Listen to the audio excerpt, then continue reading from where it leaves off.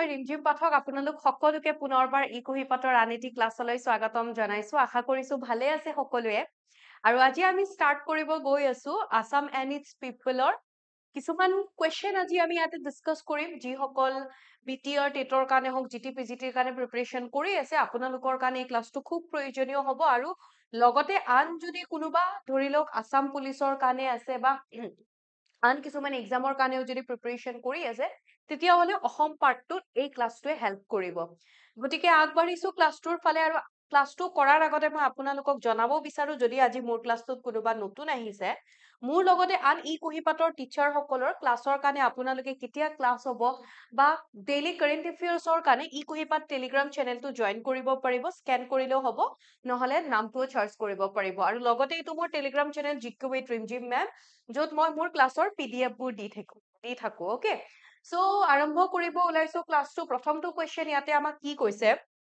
ইয়াতে কিছুমান কোৱেশ্চনত অসমীয়া ইংলিশ দুটাই আছে আৰু য'ত নাই মই সেইখিনি বুজাই দিম আপোনালোকক সো ইয়াতে আমাক কোৱেশ্চন কৈছে এটা মই ষ্টেটমেন্ট বেছে আনিছো কোৱেশ্চনটো কৈছে কনসিডাৰ দ্য ফলোইং ষ্টেটমেন্টস ৰিগাৰ্ডিং নাৰী আদালত নাৰী আদালতক লৈ পেলাই কোনটো ষ্টেটমেন্ট বা বক্তব্য আমাক আমাক ইয়াতে সুধিছে যে লাষ্টত আমি যদি চাও কাৰেক্ট বুলি কৈছে কোনটো শুদ্ধ বুলি সুধিছে প্ৰথমটো ষ্টেটমেন্ট কৈছিলে it is women only code that address individual cases and raises awareness about social scheme yes হেতু একমাত্ৰ মহিলাৰ এটা তেনেকুৱা কোড হয় য'ত মানে এনেকুৱা এটা কোড হয় য'ত মহিলাসকলৰ সামাজিক তেনেকুৱা আমি যদি চাও সোশিয়েল স্কিম হেবোৰৰ ওপৰত বা তেওঁলোকৰ এৱাৰনেছক লৈ পেলাই সজাগতাক লৈ পেলাই জড়িত হয় আৰু নাৰী আদালত মিছন শক্তিৰ আন্ডাৰত আহে আমাক যদি সুধে কিহৰ আন্ডাৰত আহে মনত ৰাখিব মিছন শক্তিৰ আন্ডাৰত আহিব এটো ষ্টেটমেন্ট আমাৰ কাৰণে কি হ'ব কাৰেক্ট হ'ব ষ্টেটমেন্ট 1 2 নেক্সট ষ্টেটমেন্টটো কৈছে ইট হোল্ডস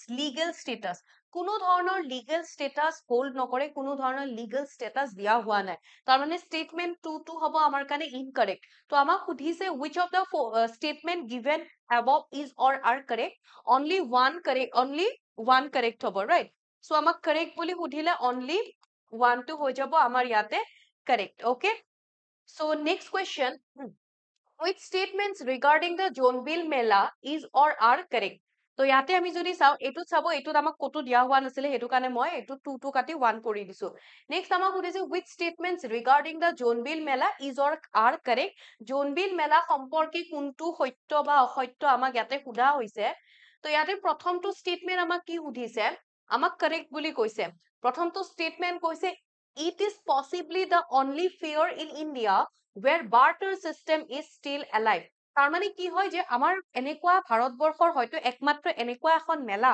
য'ত এতিয়াও বিনিময় প্ৰথাটো এক্সিষ্ট কৰি আছে বা বিনিময় প্ৰথাটো চলি আছে জোনবিল মেলাৰ কথা ক'লে জোনবিল মেলা ক'ত সেলিব্ৰেট কৰা হয় যদি আমাক সোধে তেতিয়া হ'ব মৰিগাঁও ডিস্ট্ৰিক্টত সেলিব্ৰেট কৰা হয় আৰু আমাৰ ভাৰতৰ একমাত্ৰ এনেকুৱা এখন মেলা য'ত বিনিময় প্ৰথাৰ প্ৰচলন এতিয়াও আছে ওকে সো ষ্টেটমেন্ট 1 আমাৰ কাৰণে কাৰেক্ট হ'ল statement 1 to correct that it is organized every year in January after the harvest season in Jagirod yes Morigaon Jagirodot প্ৰত্যেক বছৰে জানুৱাৰী মাহত সেলিব্ৰেট কৰা হয় কাৰেক্ট হয় এটো ওকে এটো statement to correct হ'ব then it was 30th later than 15th century and এটো 15 শতিকাৰ শেষৰ ফালে আৰম্ভ কৰা হৈছিল এখিনি কাৰেক্ট বাট সেকেন্ড খিনি আমি যদি চাও and was first organized several centuries ago by the Sutia kings Sutia সকলৰ দ্বাৰা প্ৰথম আৰম্ভণি কৰা বুলি কৈছে কিন্তু মনত ৰাখিব Sutia সকলৰ দ্বাৰা নহয় কোৱা হয় যে প্ৰথম আহোম ৰজা সকলে এটোৰ আৰম্ভণি কৰিছিলে আৰু বৰ্তমান আমি যদি চাও কোনে সেলিব্ৰেট কৰে যদি সুধে কোনটো কমিউনিটি জড়িত হৈ আছে যদি সুধে তেতিয়া হলে মনত ৰাখিব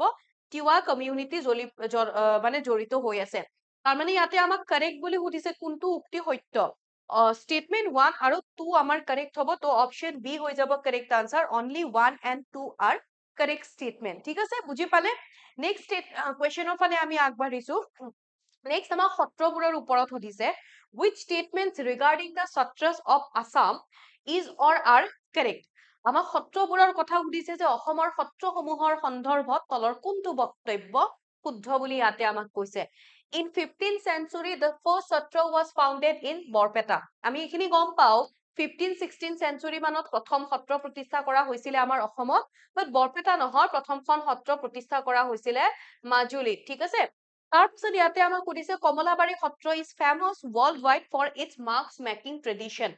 মানে মুখা শিল্পৰ কাৰণে কৈছে যে কমলাবাৰী সত্ৰখন মুখা শিল্পৰ কাৰণে ইয়াতে আমাক কোৱা হৈছে পৃথিৱী বিখ্যাত বুলি কৈছে। বাট আমি যদি চাওঁ কমলাবাৰী সত্ৰখনটো পৃথিৱী বিখ্যাত নহয় মুখা শিল্পৰ কাৰণে, সেই সত্ৰখনৰ নাম কি হৈছে চামাগুৰি সত্ৰ, যিখন মাজুলীত অৱস্থিত হয়। তো ইয়াতে আমাক ষ্টেটমেন্ট বি টো হ'ব incorrect. Then during the Ahom raid, আহোমৰ সময়ত most of the satras across Assam were destroyed. আমি এনেকুৱা কিবা পাইছো জানো? আমি এতিয়া কিছুমান পাইছো যে মায়ামৰা সত্ৰক লৈ, মোৱামৰীয়া সত্ৰক লৈ যে আমাৰ আহোম ৰজাসকলে কিছুমান তেওঁলোকৰ ওপৰত কিছুমান নীতি পলিচি লৈ আহিছিলে, মোৱামৰীয়া নিধন নীতি এনেকুৱা কিছুমান পলিচি আনিছিলে। বাট আমি এইটো কেতিয়াও পোৱা নাই যে সত্ৰবোৰ আহোম ৰজাসকলৰ সময়ত বা আহোমসকলৰ সময়ত ডেষ্ট্ৰয় কৰা হৈছিলে। এইটো আমাৰ কি হ'ব ইনকাৰেক্ট। তো কোনটো কাৰেক্ট হ'ব, কোনটো শুদ্ধ হ'ব, অনলি এটাও নহয়। তো ইয়াতে আমি যদি চাওঁ এটাও যিহেতু কাৰেক্ট নহয়, 1ও নহয়, 2ও নহয়, 3ও নহয়, তো আমি ইয়াতে এনেকে কৈ দিব পাৰো ইনকাৰেক্ট বুলি কৈ দিব পাৰো। এটা দুটা কৰবাত কুৱেশ্যনত অকমান হেৰি হৈ আছে। তো ইয়াতে আমাক যদি ইনকাৰেক্ট বুলি কৈছে তেতিয়াহ'লে কি হৈ যাব, তিনিওটাই ইনকাৰেক্ট, 1, 2 and 3। 1, 2 and 3 এই তিনিওটাই ইনকাৰেক্ট হ'ব। ক্লিয়াৰ? কৰবাত যদি কিবা খেলি মেলি আছে মই সেইখিনি কাৰেক্ট কৰি দিম, আপোনালোকে খালি বুজি লওক কোনটো নিজৰ মনতো যদি হেৰি কৰিব বিচাৰে কোনটো শুদ্ধ কোনটো অশুদ্ধ। তো ইয়াতে মই কৈ দিলো কোনটো অসমীয়াটো হলেও কোনটো অশুদ্ধ। 1, 2 and 3 তিনিওটাই অশুদ্ধ হ'ব। Next, which of the following statements about Vaishnav saint of Assam Sankardev is or are correct? আমাক ইয়াতে সুধিছে অসমৰ বৈষ্ণৱ সাধু বা সন্ত শংকৰদেৱৰ বিষয়ে তলৰ কোনটো কথা বা বক্তব্য শুদ্ধ বুলি আমাক কৈছে। He encouraged the establishment of satras or monasteries and namghars or prayer halls for the transmission of spiritual knowledge. এইটো হয় আমাৰ, এইটো শুদ্ধ হয় যে তেওঁ আধ্যাত্মিক জ্ঞানৰ সঞ্চাৰণৰ বা সম্প্ৰসাৰণৰ বাবে পদ বা মঠ বা নামঘৰ বা প্ৰাৰ্থনা গৃহ স্থাপন কৰিবলৈ উৎসাহিত কৰিছিল। হয়, তেখেতে প্ৰতিষ্ঠা কৰিছিল, এইটো কাৰেক্ট হয়। Then his major composition include the Kirtan Ghosha. য়েছ, তেখেতৰ যিখন আমি যদি চাওঁ যে তেওঁৰ প্ৰধান ৰচনাসমূহৰ ভিতৰত এখন হৈছে কীৰ্তন ঘোষা, এইটো আমাৰ কাৰেক্ট ষ্টেটমেন্ট হয়। নেক্সটটো কি কৈছে, his teachings are often known as Bhagavati Dharma. তেখেতৰ শিক্ষাবোৰক আমি ভাগৱতী ধৰ্ম বুলি কওঁ নেকি? তেখেতৰ শিক্ষাবোৰক আমি কি বুলি কওঁ, বৈষ্ণৱ ধৰ্ম বুলি কওঁ, হয় নে? একশৰণ বৈষ্ণৱ ধৰ্ম তেখেতে প্ৰচাৰ কৰিছিলে। সো কি হৈ যাব, সেইটো হৈ যাব বৈষ্ণৱ ধৰ্ম। তো এইটো ষ্টেটমেন্ট ৰং হয়। আমাক সুধিছে কোনটো correct, which of the statement given above is or are correct? কোনটো সত্য বুলি ক'লে 1 and 2 ষ্টেটমেন্ট আৰ কাৰেক্ট হ'ব। ঠিক আছে, সো ইয়াতে সত্য বুলি ক'লে ইয়াতে হৈ যাব 1, only 1 and 2। নেক্সট কুৱেশ্যনৰ ফালে আগবাঢ়িছো, which of the following is not a GI tag product of Assam? তলৰ কোনটো অসমৰ GI tag সামগ্ৰী নহয়? এইকেইটা অকমান খেলি মেলি হৈ আছে। কি হ'ব, বিহু ঢোল কাৰেক্ট হয়, জাপি হয়, পানী মেটেকা ক্ৰাফ্ট হয়, বড়ো এৰী চিল্ক হয়, ৰিচেন্টলি পাইছে। তাৰপাছত আৰু যেনেকে আমি যদি সৰ্থেবাৰী কাঁহ শিল্পৰ কথা যদি কওঁ, সৰ্থেবাৰী মেটেল ক্ৰাফ্ট, সৰ্থেবাৰীৰ কাঁহ শিল্পই পাইছে। তাৰপাছত আচাৰী কান্দিৰ যি টেৰাকোটা ইণ্ডাষ্ট্ৰী, যি টেৰাকোটা ইণ্ডাষ্ট্ৰী, সেই টেৰাকোটায়ো লাভ কৰিছে, ৰাইট?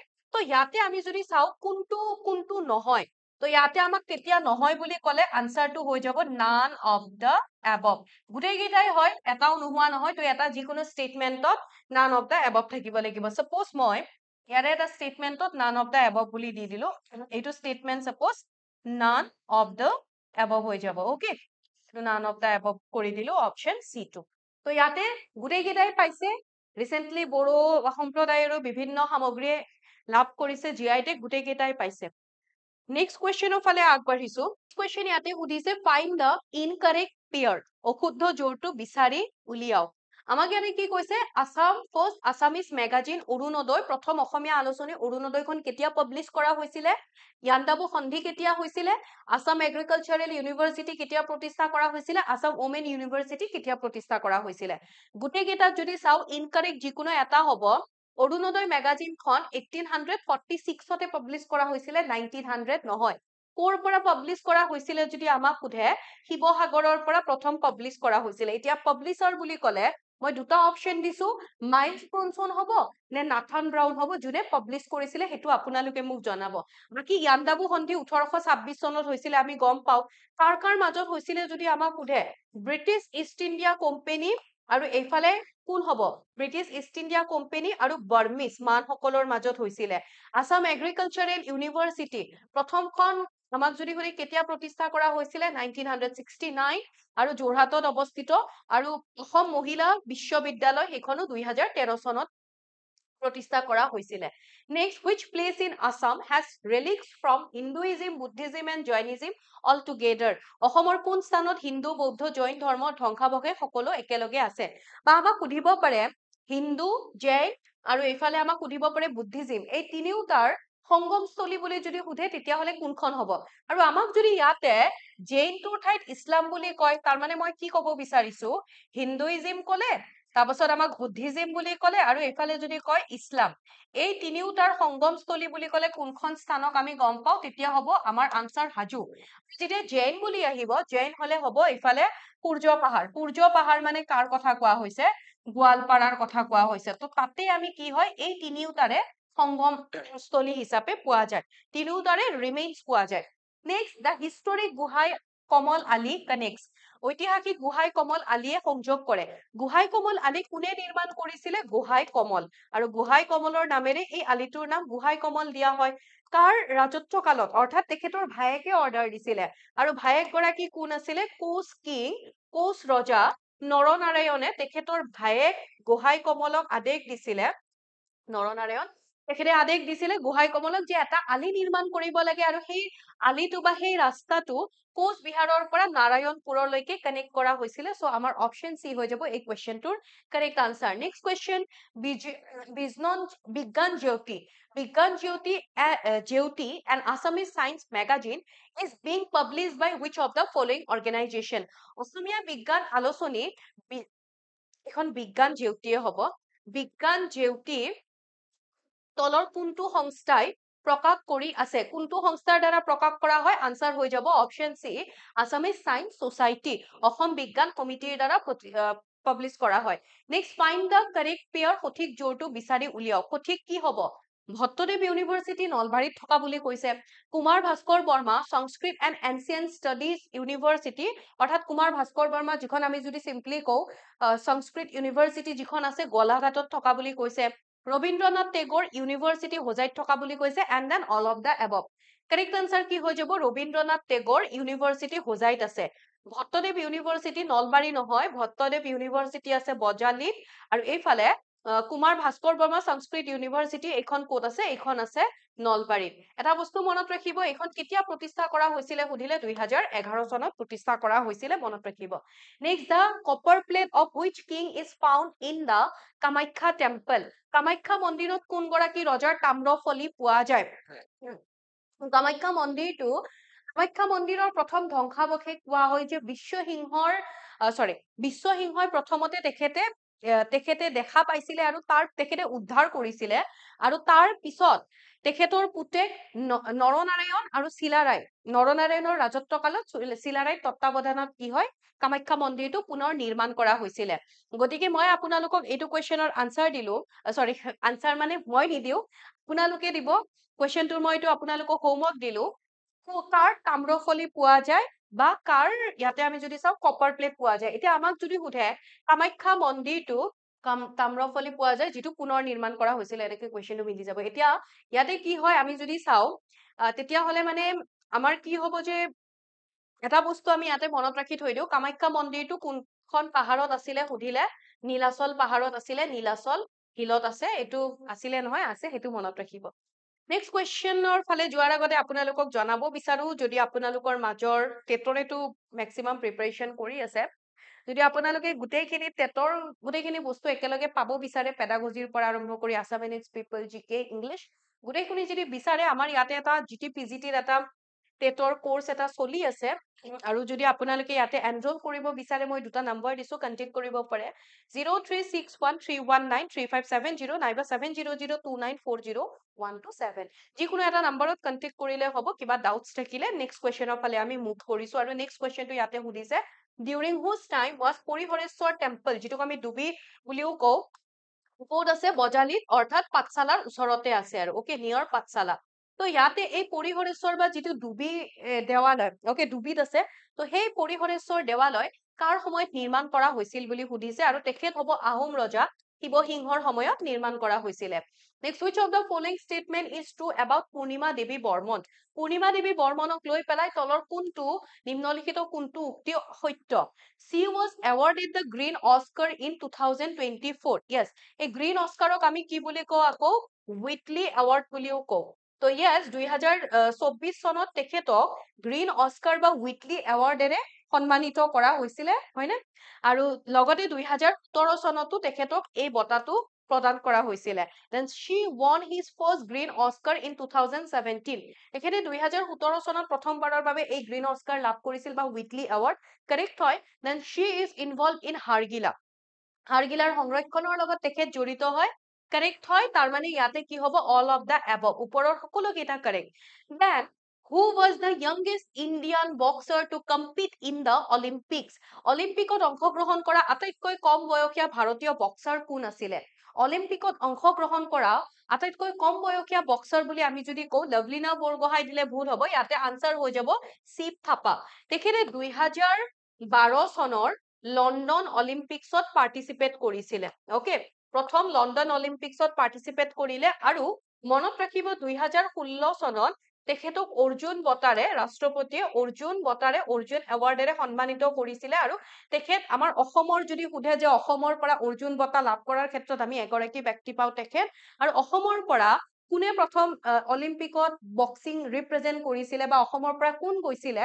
প্ৰথম অসমীয়া বুলি ক'লে লভলিনা বৰগোহাঁই নহয়, শিৱ থাপা হ'ব। প্ৰথম অসমীয়া মহিলা বুলি ক'লে বক্সিঙৰ ক্ষেত্ৰত তেতিয়াহ'লে আমি লভলিনা বৰগোহাঁই বুলি ক'ম। Then who was president of the 63rd Bodo সাহিত্য সভা? তাৰ মানে 76 সংখ্যক বড়ো 63 সংখ্যক বড়ো সাহিত্য সভাৰ সভাপতি কোন আছিলে? 63 সংখ্যক বড়ো সাহিত্য সভা ক'ত অনুষ্ঠিত হৈছিলে? বুকত। আৰু ইয়াৰে সভাপতি আমি যদি চাওঁ, ইয়াৰে সভাপতি আছিলে সুৰত নাৰ্জাৰী। অকে, এতিয়া মোক আপোনালোকে জনাব প্ৰথম বড়ো সাহিত্য সভা কেতিয়া অনুষ্ঠিত কৰা হৈছিলে? নৰ্মেল আমি সাহিত্য সভা বুলি ক'লে 1917 চনত হৈছিলে প্ৰতিষ্ঠা, আৰু প্ৰথম 1950, 51, 52 and 54 এইকেইটা চনৰ ভিতৰত কি হ'ব? আৰু বড়ো সাহিত্য সভা বড়ো লেংগুৱেজ, বড়ো লিটাৰেচাৰক প্ৰমোট কৰিবৰ কাৰণে চেলিব্ৰেট কৰা হয়। নেক্সট, দ্য খেলো India university games 2023 are being held in Guwahati. This year's mascot is? 2023 চনৰ খেলো ইণ্ডিয়া ইউনিভাৰ্চিটি গেমছ গুৱাহাটীত অনুষ্ঠিত হৈছে। এইবাৰৰ শুভংকৰ কি হয়? এটা মেস্কট থাকে ন, বাটাৰফ্লাই নিচিনা আছিলে, কি আছিলে সেই মেস্কটটোৰ নাম?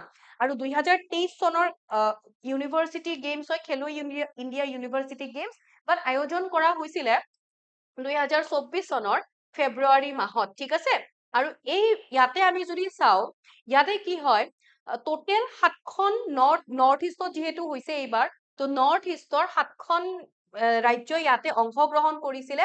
আৰু নৰ্থ ইষ্টৰ সেই 7খন ৰাজ্যৰ ভিতৰত আমি যদি চাওঁ, মণিপুৰক বাদ দি পেলাই অসম, অৰুণাচল প্ৰদেশ, তাৰ পাছত মেঘালয়া, দেন মিজোৰাম, নাগালেণ্ড, ত্ৰিপুৰা অংশগ্ৰহণ মানে ইয়াতে অনুষ্ঠিত হৈছিলে। আৰু এইফালে হ'ল আমাৰ ছিকিম। অকে, তো 1 2 3 4 5 6 7 মণিপুৰত সেইখিনি টাইমত আমি গম পাওঁ যিটো তেওঁলোকৰ মাজতে এটা সংঘৰ্ষ হৈ আছিলে, সেইটো কাৰণে তাতে আয়োজন কৰা হোৱা নাই।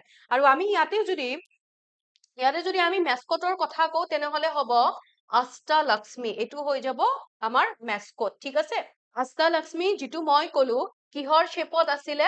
In the shape of butterfly, হয়নে? In the shape of butterfly শ্বেপত আছিলে। আৰু আমাক যদি সোধে গুৱাহাটীত ক'ত অনুষ্ঠিত কৰা হৈছিলে, গুৱাহাটীত প্ৰথমখন মানে ইনৰ্গেট কৰা হৈছিলে, উদ্বোধন কৰা হৈছিলে। আৰু গুৱাহাটীৰ মনত ৰাখিব সৰু সজাই ষ্টেডিয়ামত প্ৰথম উদ্বোধনী কৰা হৈছিলে। Next question, which day is celebrated as the Students' Day in Assam? তাৰমানে আমাক সুধিছে কোনটো দিন অসমত ছাত্ৰ দিৱস হিচাপে পালন কৰা হয়। কাৰ স্মৃতিত পালন কৰা হয়? আমাক যদি সোধে কাৰ স্মৃতিত, তেতিয়াহ'লে হ'ব বডোফা উপেন্দ্ৰনাথ ব্ৰহ্ম। অকে, তেখেতৰ স্মৃতিত, আৰু তেখেত এগৰাকী বড়ো লিডাৰ আছিলে। তো ইয়াতে আৰু আনসাৰ হৈ যাব 31 মাৰ্চ, 31 মাৰ্চত। Next question, Which of the following person inaugurated the new building of the Assam Assembly? Assam Legislative Assembly হ'ব actually. তাৰমানে ইয়াতে আমাক সুধিছে যে অসম বিধান সভাৰ নতুন যিটো ভৱন, সেই ভৱনটো অসম বিধান সভাৰ নতুন ভৱনটো কোনে উদ্ঘাটন কৰে, কোনে উদ্ঘাটন কৰিছিলে? আমি ইয়াতে যদি চাওঁ যোৱাবাৰৰ কথা, তেতিয়াহ'লে হ'ব আমাৰ যোৱাবাৰো আছিলে আৰু লগতে বৰ্তমানৰো আমাৰ লোকসভাৰ যিগৰাকী স্পীকাৰ, লোকসভাৰ স্পীকাৰ বা অধ্যক্ষ ওম বিৰলা তেখেতে এইটো উদ্ঘাটন বা উদ্বোধন কৰিছিলে। Next Malaya Goswami Malaya Goswami was the first Assamese actress to get National Award under Best Actress category for which film she got the award. আমাক question সুধে ন অসমৰ পৰা কোন গৰাকী মহিলাই প্ৰথম ন্যাশনাল এৱাৰ্ড লাভ কৰিছিলে বা প্ৰথম মানে আমাক যদি সুধে যে তেখেতে অৰ্থাৎ ৰাষ্ট্ৰীয় শিতানত ৰাষ্ট্ৰীয় বঁটা লাভ কৰিছিলে, তো সেইটো অভিনেত্ৰী শিতানত, তো তেতিয়াহ'লে আনসাৰ হৈ যাব মলয়া গোস্বামী। কোনখন ফিল্মৰ কাৰণে তেখেতে এই বঁটাটো লাভ কৰিছিলে আৰু কিমান চনত যদি সোধে 1992ত লাভ কৰিছিলে ফিৰিঙতি মুভিখনৰ কাৰণে, ফিৰিঙতি ফিল্মখনৰ কাৰণে লাভ কৰিছিলে। ঠিক আছে, আনসাৰ হৈ যাব ইয়াতে option B. Next question, who recently took oath as the Chief Justice of Guwahati High Court? শেহতীয়াকৈ কোনে গুৱাহাটী উচ্চ ন্যায়ালয়ৰ মুখ্য ন্যায়াধীশ হিচাপে শপত গ্ৰহণ কৰিছিলে? অলমোষ্ট ফেব্ৰুৱাৰী সেইখিনি মান আৰু ফেব্ৰুৱাৰী জানুৱাৰী ফেব্ৰুৱাৰী মাৰ্চ মাহত সেইখিনি মান মাহৰ কথা। তো ইয়াতে নতুন চিফ জাষ্টিস হিচাপে গুৱাহাটী হাইকোৰ্টৰ শপত গ্ৰহণ কৰিছিলে কোনে? ইয়াতে আনসাৰ হ'ব আমাৰ কি? বিজয় বিষ্ণয়। ওকে, এইখিনিত হ'ব আনসাৰ হৈ যাব অপশ্যন এ বিজয় বিষ্ণয়। ইয়াতে এতিয়া চাও আমাক যদি সোধে আমাৰ গুৱাহাটী হাইকোৰ্টৰ প্ৰথম গৰাকী চিফ জাষ্টিস কোন আছিলে যদি আমাক সোধে, তেতিয়াহ'লে হ'ব R.F. লজ, যি অলমোষ্ট তেখেত ধৰি লওক 1948ৰ পৰা 49 সেইখিনি মান তেখেত আছিলে আমাৰ গুৱাহাটী হাইকোৰ্টৰ first chief justice. Okay, then প্ৰথম গৰাকী অসমীয়া চিফ জাষ্টিস কোন আছিলে যদি সোধে, তেতিয়াহ'লে হ'ব হলিৰাম ডেকা। অলমোষ্ট তেখেতে 1961ত অলমোষ্ট জানুৱাৰীৰ পৰা জুন সেইখিনি মান মাহলৈকে আছিলে। Then which of the following is planned by the Government of Assam to be included in the UNESCO Intangible Cultural Heritage Site? নিম্নলিখিত কোনটোক অসম চৰকাৰৰ দ্বাৰা ইউনেস্কো অমূৰ্ত সাংস্কৃতিক ঐতিহ্যত অন্তৰ্ভুক্ত কৰাৰ পৰিকল্পনা কৰি আছে? অসমৰ কোনটো ইউনেস্কো কালচাৰেল হেৰিটেজ সাইট বুলি যদি সোধে ইনটেঞ্জিবল নকৈ পেলাই, তেতিয়াহ'লে কালচাৰেল হলে হ'ব আমাৰ কি চৰাইদেউ মৈদাম, আৰু যি দুখন নেশ্যনেল পাৰ্ক আছিলে মানাস আৰু কাজিৰঙা, সেই দুখন কি হয় নেচাৰেল হেৰিটেজ সাইট হয় আমাৰ অসমৰ। আৰু ইয়াতে ইনটেঞ্জিবল বুলি ক'লে বিহু ইনটেঞ্জিবল লিষ্টত ইনক্লুড কৰাৰ মানে আমাৰ সেইটো পৰিকল্পনা চলি আছে। Next, which of the following is not correctly matched? তলৰ কোনটো সঠিকভাৱে মিল নাই বুলি কৈছে? আনসাৰ হৈ যাব ডিগবৈ 1901। দেন ডিগবৈ ক'ত আছে আমাক যদি সোধে কোনখন ডিষ্ট্ৰিক্টত আছে, কি আছে ক'বচোন? তাৰোপৰি নুনমাটি অইল ৰিফাইনাৰী 1962 হ'ব, 1968 নহয়, এইটো হ'ব incorrect, not correct. Noonmati oil refinery যেতিয়া প্ৰতিষ্ঠা কৰা হৈছিলে সেইখিনি সময়ত আমাৰ অসমৰ চিফ মিনিষ্টাৰ কোন আছিলে যদি সোধে, বঙাইগাঁও অইল ৰিফাইনাৰী 1974, তাৰপাছত Numaligarh oil refinery 1993। Numaligarh oil refinery আমাৰ যি অসম চুক্তি, সেই অসম চুক্তিৰ যিটো গোলাঘাটত অৱস্থিত হয়, অসম চুক্তিৰ ফলস্বৰূপে নুমলীগড় অইল ৰিফাইনাৰী প্ৰতিষ্ঠা কৰা হৈছিলে, যি গোলাঘাটত অৱস্থিত। আৰু সেইখিনি সময়ত আমাৰ অসমৰ মুখ্যমন্ত্ৰী আছিলে হিতেশ্বৰ শইকীয়া। ওকে, আনসাৰ কি হৈ যাব হিতেশ্বৰ শইকীয়া। আমাক যদি